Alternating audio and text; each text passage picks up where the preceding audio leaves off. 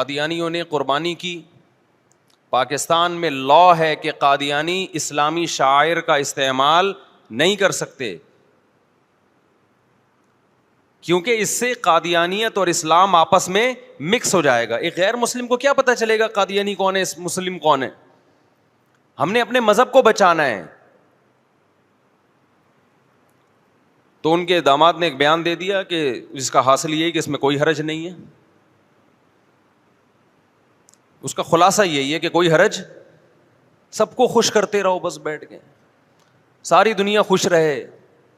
جب غیرت ختم ہو جاتی ہے انسان میں تو اس کے بعض دفعہ اخلاق بہت اچھے ہو جاتے ہیں. اخلاق بعض دفعہ اچھے ہوتے ہیں اخلاق کے اچھے ہونے کی وجہ سے. بعض دفعہ غیرت ختم ہونے سے بھی انسان بہت اچھے اخلاق والا ہو جاتا ہے، سب کو خوش رکھتا ہے. نہیں یہی بات سمجھ میں؟ لوگ کہتے ہیں ان کے اخلاق اتنے اچھے ہیں، وہ ہر ایک کو جوڑتے ہیں، وہ قادیانیوں کو بھی گلے لگاتے ہیں. وہ کہتے ہیں قادیانی اگر اذان دے دیں تو کیا جا رہا ہے، قادیانی اگر قربانی کر رہے ہیں تو کیا جا رہا ہے، قادیانی اگر اپنے عبادت گاہ کو مسجد کہہ دیں تو کیا جا رہا ہے، براڈ مائنڈڈ بنو. اور مولانا لوگ کیا کہہ رہے ہوتے ہیں؟ نہیں بھائی، ہم قادیانیوں کو اپنی عبادت گاہ کو مسجد نہیں کہنے دیں گے، مسجد اسلام میں ہوتی ہے.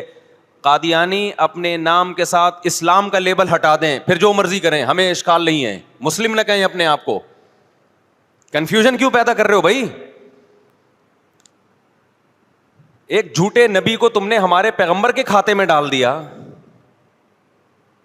ایک جھوٹے نبی کو، جس کی کتابوں سے ثابت ہوتا ہے کہ نبی ہونا تو دور کی بات، وہ ایک شریف انسان نہیں تھا. اس کی نسبت کر دی محمد صلی اللہ علیہ وسلم کی طرف کہ اس کے ذلی نبی ہیں، معاذ اللہ، نبی کے نائب نبی ہیں. اتنا بڑا جرم کر دیا تو ہم آپ کو جینے کا حق بھی دیتے ہیں، رہنے کا حق بھی دیتے ہیں، لیکن ہم کہتے ہیں کہ آپ نے کوئی ایسا کام نہیں کرنا کہ آپ میں اور اسلام میں فرق ختم ہو جائے. دیکھو عیسائی بھی رہتے ہیں کہ نہیں رہتے، ہم ان کو گلے لگاتے ہیں. میں جب جاتا ہوں سفر پہ عیسائی لوگ بھی ملتے ہیں، عیسائیوں کے پادری بھی ملتے ہیں. ابھی میرا مسقط کا سفر تھا، ایئرپورٹ پہ ایک عیسائی پادری ملے، بڑے اچھے طریقے سے ملے. انہوں نے کہا میں آپ کے بیان سنتا ہوں اور ہماری ایک برادری، بہت بڑی برادری آپ کے بیان سنتی ہے. انہوں نے کہا جو حضرت عیسیٰ علیہ السلام کی تعریفوں پر آپ نے بیان کیا وہ میں نے شیئر کیا ہے. کیوں ملتے ہیں بھائی ہم ہندو سے بھی اور عیسائی سے بھی؟ اس لیے کہ ہمارے ان سے محبت کا اظہار کرنے سے اسلام اور عیسائیت میں جو ایک واضح فرق ہے وہ فرق ختم نہیں ہوتا. سب کو پتہ ہے اسلام یہ ہے، عیسائیت یہ ہے. فمن شاء فلیؤمن ومن شاء فلیکفر. قادیانیوں نے نیا مذہب ایجاد کیا اور اتنا بڑا بہتان محمد صلی اللہ علیہ وسلم پہ لگایا کہ مرزا غلام احمد قادیانی ہندوستان میں پیدا ہونے والا، وہ محمد صلی اللہ علیہ وسلم کا جانشین ہے نبوت میں. اتنا بڑا الزام لگا دیا، اٹھا کے پیغمبر کے کھاتے میں ڈال دیا آپ نے ایک شخص کو، جھوٹے کو، اور پھر آپ اس کو عین اسلام قرار دے رہے ہو. جب ہم کسی کو نبی مان لیتے ہیں تو اس کا مطلب وہ دن کو رات کہے تو آپ کو رات کہنا پڑتا ہے، وہ رات کو دن کہے تو آپ کو دن ماننا پڑتا ہے. نبی کی زبان سے نکلے ہوئے لفظ آپ کی سمجھ میں آئے نہ آئے آپ کو ہاں کرنی ہے. اتنا بڑا منصب ہے نبی کا. تو علماء نے حکومت کے ذریعے قانون پاس کروایا کہ قادیانی زندہ رہیں، جینے کا حق ہے، کاروبار کریں، عبادت گاہیں بھی بنائیں.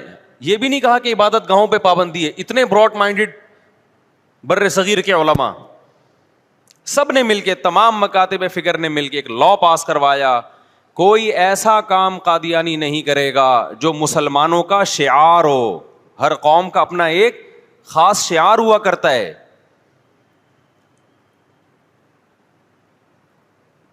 ایسا کام کرنے کی اجازت نہیں ہے. تو قربانی بھی انہی شعار میں سے ہے. آپ نے قادیانیوں کے حق میں بھی ایک بیان دے دیے، جی ان کو بھی ایکچولی اجازت ہے، وہ بھی انسان ہے. اس طرح کے اسکالرز آ رہے ہیں مارکیٹ میں. لوگ کہتے ہیں یہ ہیں جوڑ پیدا کرنے والے، یہ ہیں محبتوں والے، یہ وہ اخلاق ہیں جو غیرت ختم ہونے کی بنا پہ پیدا ہوتے ہیں. سمجھ میں آ رہی ہے بات؟ اخلاق کا بھی ایک دائرہ کار ہے شریعت میں. آپ اپنی ذات کے لیے جتنے اخلاق برداشت کر سکتے ہیں نا, اتنے ہی اسلام کے لیے بھی کریں. کچھ اخلاق ایسے ہیں کہ جب آپ کی ذات پہ بات آئے گی آپ کبھی برداشت نہیں کریں گے.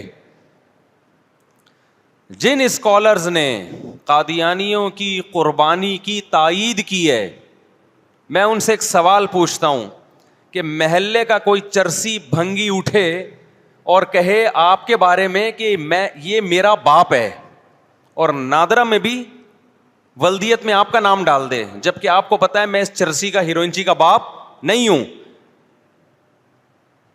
سب سے پہلے آپ اعلان برات کرو گے بھائی اس مکھنچو اور ہیروئنچی اور چرسی کا میرے نسب سے کوئی تعلق نہیں ہے, ہم خاندانی شریف لوگ ہیں, ہر ایرے غیرے کو ہم اولاد نہیں بناتے. نمبر 2, آپ اس کو پابند کرو گے کوئی ایسا کام تم نے نہیں کرنا جس سے تم میری اولاد لگنے لگو. کوئی ایسا کام تم نے نہیں کرنا جس سے دیکھنے میں لوگوں کو کیا ہو, دھوکا ہو کہ تم واقعی میری کیا ہو, اولاد. ایک اسکالر آیا تھا نا جو مولانا طارق جمیل صاحب کی آواز نکالتا تھا, بالکل آپ کو یاد ہوگا, تو اس کی آواز سے بہت دھوکا ہو رہا تھا لوگوں کو. بعض دفعہ لوگوں نے مولانا طارق جمیل صاحب سمجھ کے چندہ دینا شروع کر دیا, ایسی رپورٹیں آئیں. مولانا نے اس پہ پابندی لگائی کہ آپ کو میری نقل اتارنے کی اجازت نہیں ہے. کیوں؟ میری نقل سے کیا ہو رہا ہے, دھوکا ہو رہا ہے. لوگ سمجھ رہے ہیں آپ میرے بیٹے ہو, کوئی سمجھ رہا ہے کہ آپ میرے نائب ہو. تو حضرت مولانا کا غصہ آنا بجا تھا یا نہیں تھا؟ بھئی لوگ آپ نے نام بھی ایسا رکھا ہوا ہے کہ لوگ آپ کو میرا بھائی سمجھ رہے ہیں, کوئی میرا بیٹا سمجھ رہا ہے, اصل نام آپ کا یہ نہیں ہے. کوئی بھی غیرت مند یہ برداشت نہیں کرتا کہ کوئی بھی اٹھ کے میری طرف نسبت کر لے اور جھوٹی نسبت ہو.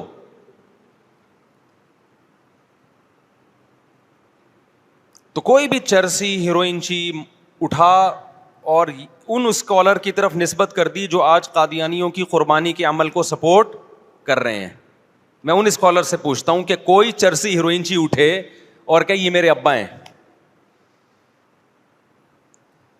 آپ کہو گے بھائی نہ آپ کو یہ دعویٰ کرنے کی اجازت اور نہ آپ کو دیکھنے میں ایسا لگنے کی اجازت کہ آپ دیکھنے والوں کی نظر میں میرے بیٹے لگیں, اس پہ بھی آپ پہ پابندی ہے. نہیں کیا میں محلے کے بدماشوں سے پٹواؤں گا تمہیں. اب وہ چرسی کیا کر رہا ہے, وہ وہی کپڑے پہن کے عید کے دن گھومتا ہے جو آپ کے بیٹے پہن کے گھوم رہے ہیں, وہی شیروانی, وہی شلوار, وہی قمیض, وہی شیروانی سلوائی ہوئی ہے اس نے, نادرہ میں بھی نام ڈال دیا. اب آپ کہہ رہے ہیں بیٹا تم نے نادرہ میں ابا میں میرا نام کیوں ڈالا؟ وہ کہیں دیکھیں انسان کے اخلاق بھی کوئی چیز ہوتی ہے. اس سے کیا ہوتا ہے, اس سے کیا ہوتا ہے, ڈی این اے ٹیسٹ ہوگا تو سب کو دودھ کا دودھ اور پانی کا پانی ہو جائے گا, سب کو پتہ چل جائے گا کون سچی مچی کا بیٹا ہے کون غلط. اسلام اپنی رائے تھوپنے کی اجازت بالکل بھی نہیں دیتا کہ کسی کو کافر کہو کسی کو مسلمان کہو, ڈی این اے سے پتہ چل جائے گا. آپ کہو گے بھائی ڈی این اے تیرا باپ کروائے گا جا کے, کیا کون کرواتا ہے ڈی این اے؟ دیکھنے میں تو ساری دنیا یہی سمجھے گی کہ بھائی تو کیا ہے, میری اولاد ہے, کل تو وراثت کے لیے بھی کھڑا ہو جائے گا.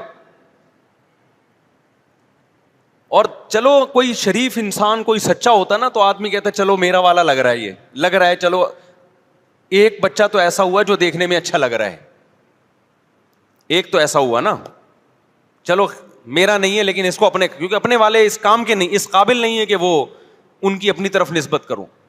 ایک صاحب نے شادی کی, کئی بچے ان کے, تو ایک سوتیلا بیٹا بھی تھا, تو کہنے لگے یہ مجھے بہت برا لگتا ہے. ان کے دوست نے کہا اس کے خاندان میں اچھا صرف یہی ہے جو اس کو برا لگ رہا ہے, سوتیلا ہونے کی بیس پہ. تو اب مجھے ایک بات بتاؤ, کوئی غیرت مند اس کو برداشت کر لے گا کہ میری اولاد ہے نہیں اور نسبت کس کی طرف کر دی؟ میری طرف. اب آپ خوش اخلاقی کا مظاہرہ کر رہے ہیں. ایکچولی اصل میں اسلام تو ایک وسیع مذہب ہے, کسی کو کسی پہ طنز کرنے کی, کسی کو کسی کے خلاف تقریر کی اجازت نہیں ہے. یہ اس کا پرسنل معاملہ ہے کہ وہ وہی ویسٹ کوٹ پہن کے گھوم رہا ہے جو میرے بچے عید کے دن پہنتے ہیں, اسی کلر کے کرتا شلوار پہنے ہوئے ہیں جو میرے بچوں نے پہنے ہوئے ہیں. اس سے محلے والوں کو دھوکہ ہو رہا ہے کہ یار اگر یہ اس کا بچہ نہیں ہے تو وہی ویسٹ کوٹ کیوں پہنی ہوئی ہے اس نے, وہی شلوار قمیض کیوں پہنی ہوئی ہے, وہی اچکن کیوں پہنی ہوئی ہے بھائی, اور اتنی ہی عیدی لے کے گھوم رہا ہے جتنے اس کے بچے عیدی لے کے گھوم رہے ہیں, اور گھوم بھی انہی کے ساتھ ساتھ رہا ہے. آپ کبھی برداشت نہیں کرو گے. ہم قادیانیوں سے کہتے ہیں کہ محمد صلی اللہ علیہ وسلم کی طرف تم نے ایک جھوٹے آدمی کی نسبت کر دی, اب تمہاری مسجد کا نام بھی مسجد ہو, تم بقرعید کی طرح قربانی بھی ہماری طرح کرو, حج بھی ہماری طرح کرو, تو سچے اور جھوٹے میں فرق غیر مسلم کے لیے ختم ہو جائے گا. غیر مسلم یہی سمجھے گا یہ بھی مسلم ہے, اس کی ہم قادیانیوں کو کسی قیمت پہ اجازت نہیں دیں گے, کچھ بھی ناممکن ہے. یہ بد اخلاقی نہیں ہے, یہ غیرت کا معاملہ ہے.